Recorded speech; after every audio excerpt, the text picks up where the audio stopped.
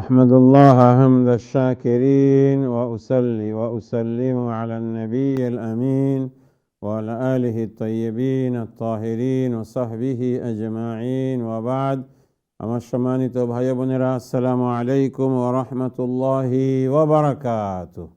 আপনাদের সবাইকে স্বাগত জানাই, ওয়েলকাম করি, আহলান ওয়া সাহলান বলি কোরআনের মজলিসে। কোরআনের মজলিস হলো এই পৃথিবীর সর্বশ্রেষ্ঠ মজলিস, আহসানুল মাজালিস মজলিসুল কোরআন। কোরআনের মজলিসের মতো ব্লেসড মজলিস আর কিছু হতে পারে না। কোরআনের আলোচনার মতো ভালো কোনো আলোচনা হতে পারে না। কোরআনের সারাউন্ডিংয়ের মতো এরকম কোনো ভালো সারাউন্ডিং হতে পারে না। কোরআন কেন্দ্রিক যে জীবন, এই জীবন অতি মহান। কোরআন কেন্দ্রিক যে সমাজ, এই সমাজ অনেক উন্নত। কোরআন কেন্দ্রিক যে সভ্যতা, এই সভ্যতা অতি উন্নত সভ্যতা। কোরআন কেন্দ্রিক যেই মানুষ, এই মানুষ হলো মহামানুষ। কোরআন কেন্দ্রিক যেই উম্মত, এই উম্মত হলো সর্বশ্রেষ্ঠ উম্মত।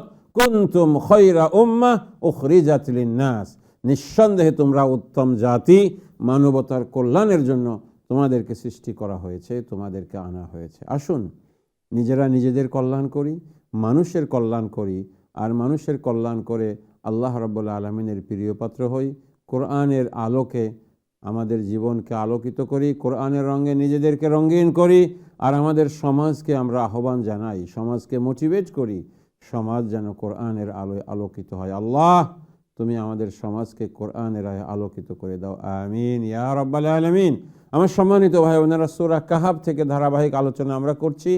আজকের আমাদের এই সেশনে, এই এপিসোডের মধ্যে আমরা ইনশাআল্লাহ বিইজনিল্লাহ, আল্লাহ রাব্বুল আলামিন তৌফিক দিলে, সূরা কাহাফের 28, 29 এবং 30, 28, 29 এবং 30, এই তিনটা আয়াত নিয়ে সামান্য কিছু আলোচনা করব। কোরআনের আলোচনা তো শেষ করা যায় না।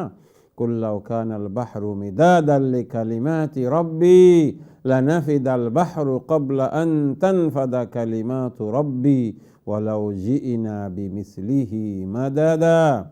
যদি পৃথিবীর সবগুলো গাছ যদি কলম হয়ে যায়, আর বড় সাগর, মহাসাগর, খাল, নদী, খাল, বিলের সব পানি যদি কালি হয়ে যায়, আর একে একে লিখে যাই মহিমা তোমার, কলমগুলো বিকল হয়ে যাবে, ভেঙে যাবে। সব সাগরের পানি কালি হিসেবে শেষ হয়ে যাবে। যদি আরো ওই পরিমাণ নতুন করে সাগরের কালি আনা হয়, পানি আনা হয়, তারপরেও আল্লাহর কোরআনের তাফসির লেখা, আল্লাহর মহিমা বর্ণনা করা শেষ হবে না। সুবহানাল্লাহ।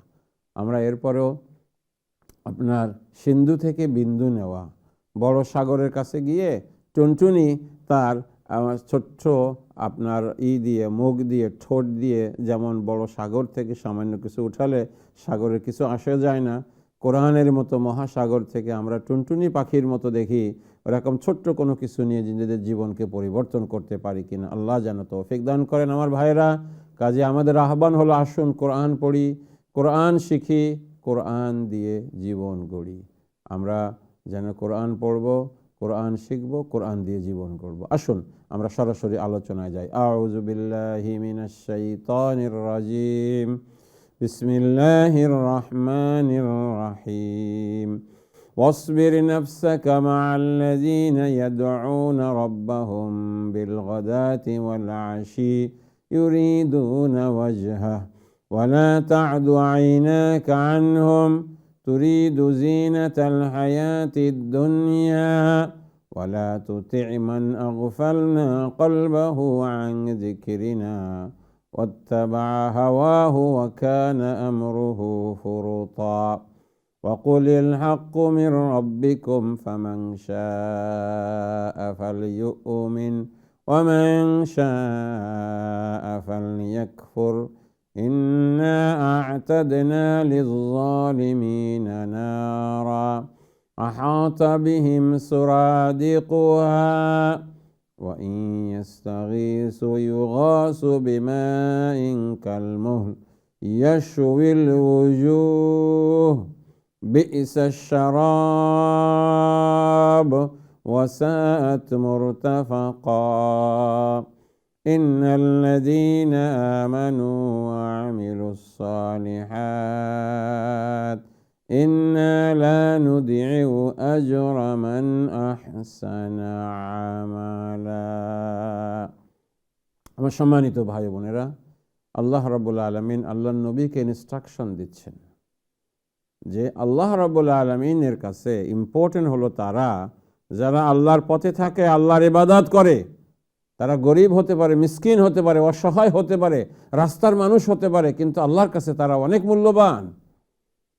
কেউ রাজা হতে পারে, বাদশাহ হতে পারে, বড় ধনী হতে পারে, অথবা ভিআইপি সিআইপি হতে পারে। আল্লাহর দিন নাই তো আল্লাহ রাব্বুল আলামিনের কাছে তাদের কোনো কদর নাই।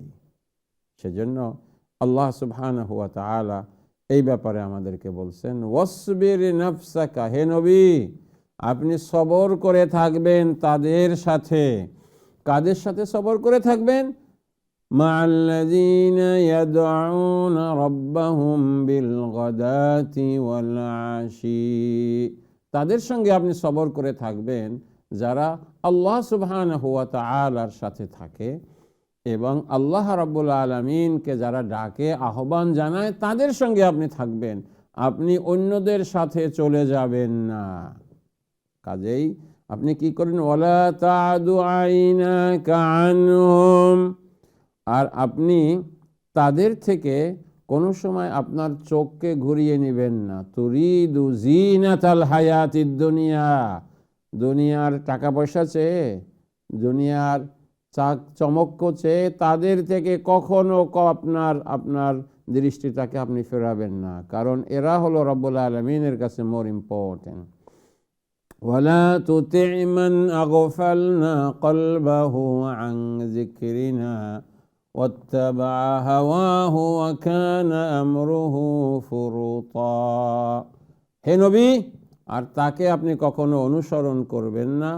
মান আগফালনা কলবাহু আন যিকরিনা, যার অন্তরটাকে আমি আল্লাহর স্মরণ থেকে আমি গাফেল করে দিয়েছি, যার মধ্যে আল্লাহর স্মরণ নাই, এরকম কোনো ব্যক্তিকে, সে যত বড় হোক, যত ধনী হোক, যত ভিআইপি হোক, সিআইপি হোক, যাই হোক না কেন, তাকে আপনি ফলো করবেন না।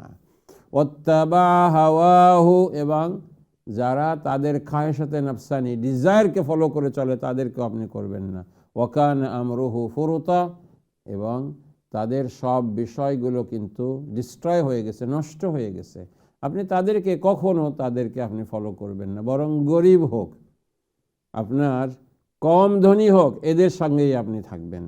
ওয়াকুলিল হাক্কু মির রাব্বিকুম ফামান শাআ ফালইউমিন ওয়া মান শাআ ফালইয়াকফুর। আল্লাহ রাব্বুল আলামিন ফয়সালা দিয়ে দিচ্ছেন, সিরিয়াস কথা, একটু খেয়াল করবেন সবাই। আল্লাহ বলছেন, হে নবী আপনি বলেন তোমার রবের পক্ষ থেকে সত্য আগমন করেছে, কাজেই যার খুশি সে ঈমান আনুক, আর যার খুশি সে কাফের হয়ে যাক। আমি কাউকে ঈমান আনার জন্য জোরাজুরি করব না, হককে বলা হয়েছে। কাজেই লা ইকরাহা ফিদ্দীন, দ্বীনের মধ্যে কোনো ধরনের জোরাজুরি নাই, কোনো কিছু নাই। কাজেই যদি চায় কেউ ঈমান আনবে, যদি চায় সে কাফের হয়ে যাক। তবে জেনে রাখো, ইন্না আ'তাদনা লিয-যালিমিনা নারান আহাতা বিহিম সুরাদিকুহা, আমি জালেমদের জন্য আগুনকে প্রস্তুত করে রেখেছি।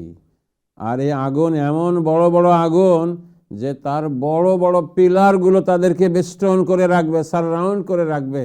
জাহান্নামের আযাবের কথা আল্লাহ এখানে বলছেন, ওয়া ইন ইস্তাগীসু ইউগাসু বিমাইন কালমুহল, আর যদি তারা পানি চায় তাহলে তাদেরকে এমন পানি দেওয়া হবে যেটা পানি নয়, ধাতুগুলোকে গলায়, লোহা গলায়, গলিত লোহার মতন এটাকে দেওয়া হবে, এবং তাদের চেহারাগুলোকে ঠাস করে ঝলসে দিবে, চেহারাগুলো বিকৃত হয়ে যাবে। এরকম সিরিয়াস গরম পানি তাদেরকে দেওয়া হবে। বি'সাশ শারাব, কত নিকৃষ্ট পানীয়।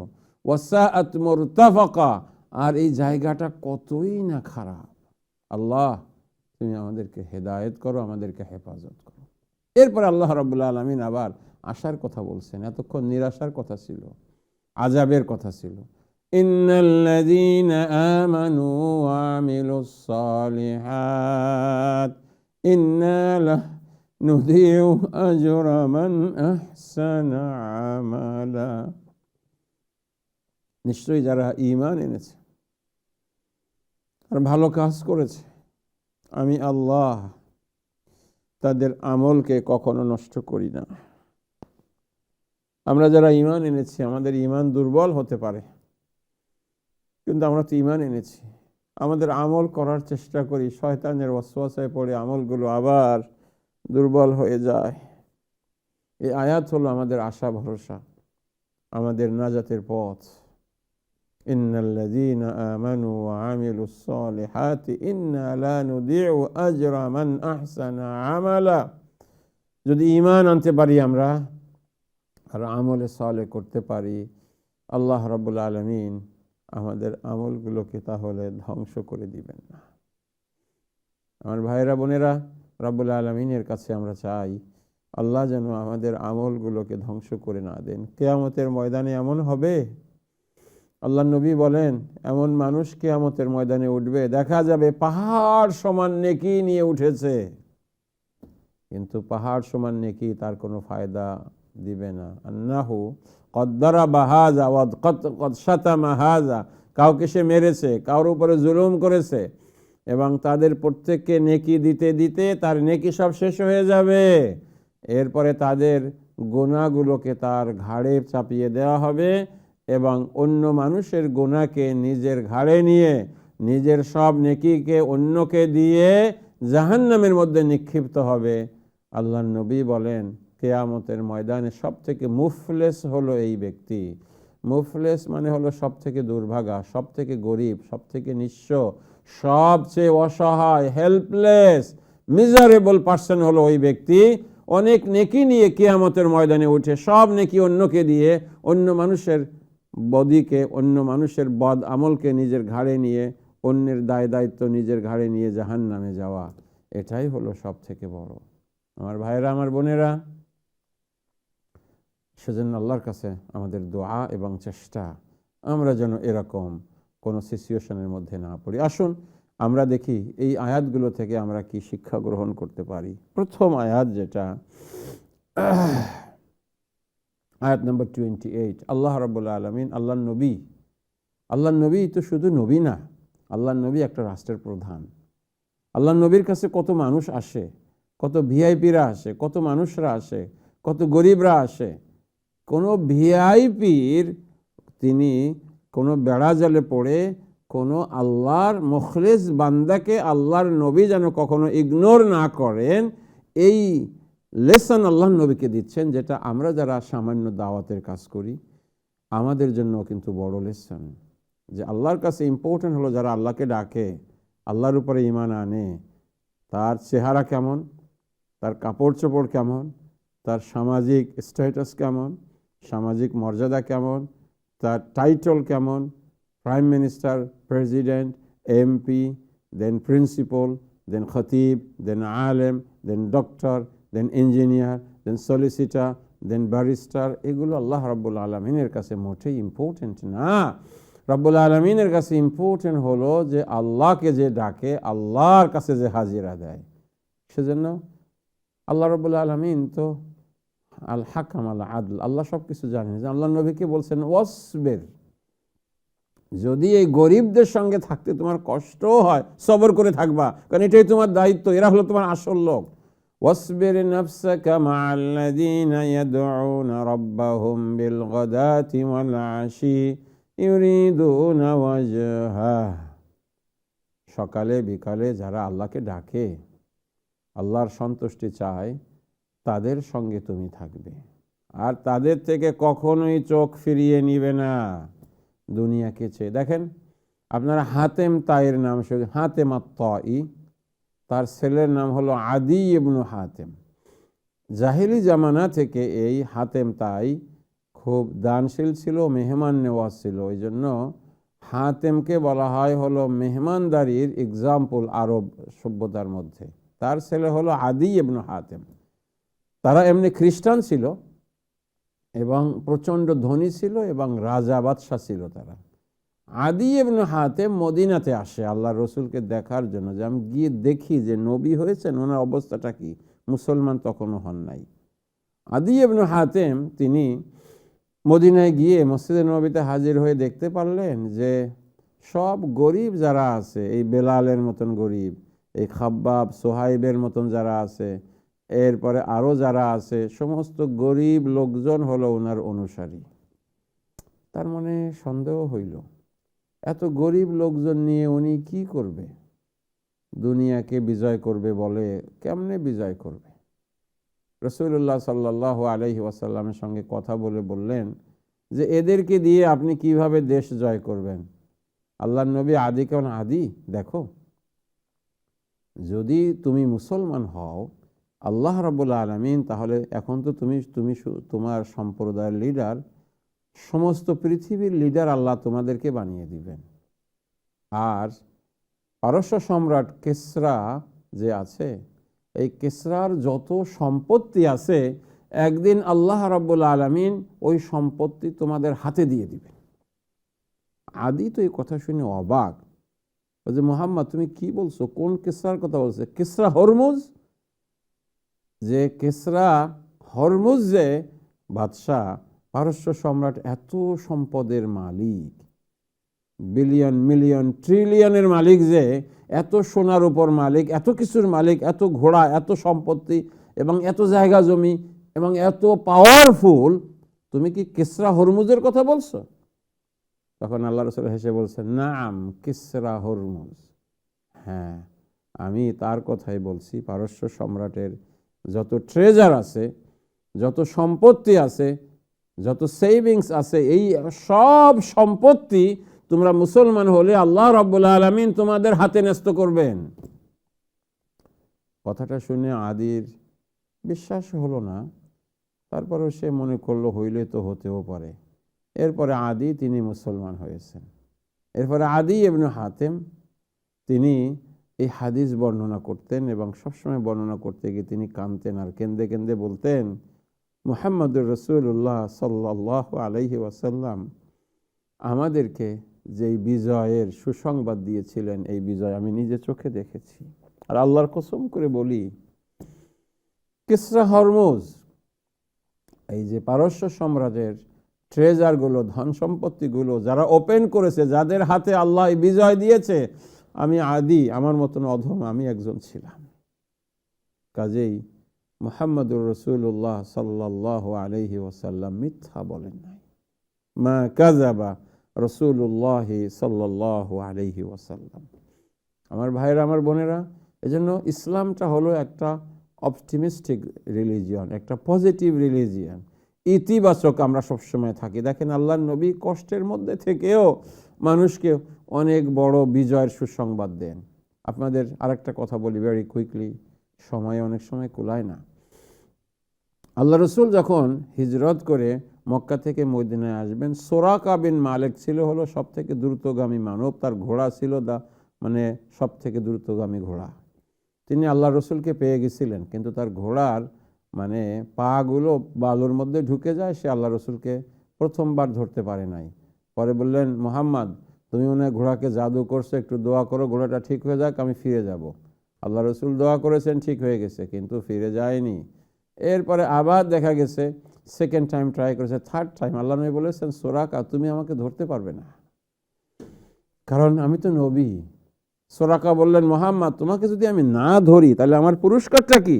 আল্লাহ নবী বললেন, সুরাকা তোমার পুরস্কার হলো পারস্য সম্রাটের যে হরমুজের যে মাথার মুকুটটা আছে, ক্রাউন হ্যাট, আল্লাহ তোমার মাথায় পরাই দিবেন। তার বিশ্বাস হলো না, তারপরে বলল হইলে তো হইতেও পারে। তিনি ফিরে গেলেন। পরে সুরাকা মক্কায় ফিরে যান, পরে তিনি মুসলমান হন এবং মদিনায় চলে যান।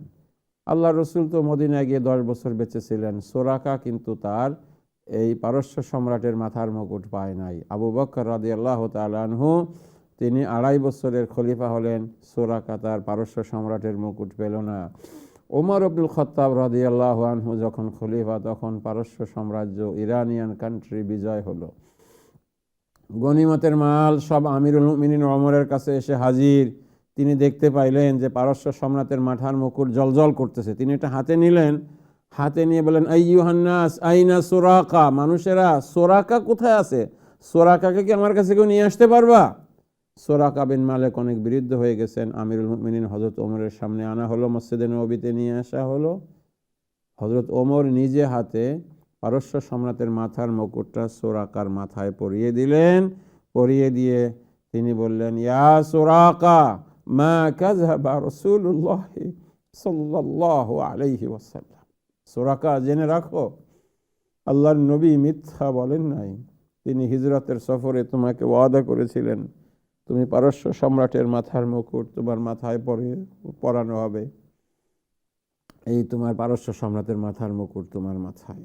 সুরাকা কাঁদতে কাঁদতে বললেন, কাইফা আরাফতা ইয়া ওমর, ওমর তুমি তো আল্লাহর রসুলের সঙ্গে হিজরতের সফরে ছিলে না, তুমি এটা জানলে কি করে? সেখানে তো আবু বকর ছিল। ওমর রাদিয়াল্লাহু তাআলা আনহু বললেন, আল্লাহ রাব্বুল আলামিন আমাকে জানিয়েছেন, আল্লাহর নবীর ওয়াদাকে আল্লাহ রাব্বুল আলামিন আমাকে জানিয়েছেন, এবং আল্লাহর রসুলের ওয়াদাকে আমি যে পূরণ করতে পারলাম সেজন্য আমি অত্যন্ত আনন্দিত। সুরাকা চোখের পানি ফেলে তার আল্লাহর নবীর জন্য দোয়া করলেন। দেখেন, এইভাবেই সভ্যতার পরিবর্তন হয়, মানুষের বিজয় এভাবেই আসে। কাজেই আল্লাহর দ্বীনের সাথে থাকি। আল্লাহর দ্বীন থেকে সরে গিয়ে কোনো লাভ নাই। কষ্ট হোক, সবর করে থাকি, হোক না গরিব, হোক না একটু অসুবিধা, কিন্তু এরপর আল্লাহর দ্বীনের সঙ্গে থাকি। নিশ্চয়ই একদিন না একদিন আল্লাহ তাআলা আমাদেরকে ইজ্জত দিবেন। ফালিল্লাহিল ইজ্জাতু ওয়া লিরাসূলিহি ওয়া লিল মুমিনিন। ইজ্জত হলো আল্লাহর, আল্লাহর রসুলের এবং মুমিনদের। আল্লাহ তাআলা যেন, আমরা এখন জাতি হিসেবে, উম্মত হিসেবে মাজলুম হয়ে গেছি, আল্লাহ তাআলা যেন আমাদেরকে ইজ্জত দান করেন। আল্লাহ যেন আমাদের সহায় হন। আমিন। আপনাদের সাথে আরও কোনো এক সেশনে দেখা হবে ইনশাআল্লাহ। আমার ভাইয়েরা, আসুন আমরা কোরআন পড়ি, কোরআন বুঝি এবং কোরআন দিয়ে জীবন গড়ি। আল্লাহ তাআলা এই কোরআনকে আমাদের অন্তরের বসন্তকাল বানিয়ে দিন। আমিন। হাযা মা ইনদি ওয়াল ইলমু ইনদাল্লাহ ওয়া সাল্লাল্লাহু আলা নাবিয়্যিনা মুহাম্মদ ওয়া আলা আলিহি ওয়া সাহবিহি আজমাইন। ওয়াসসালামু আলাইকুম ওয়া রাহমাতুল্লাহি ওয়া বারাকাতুহু।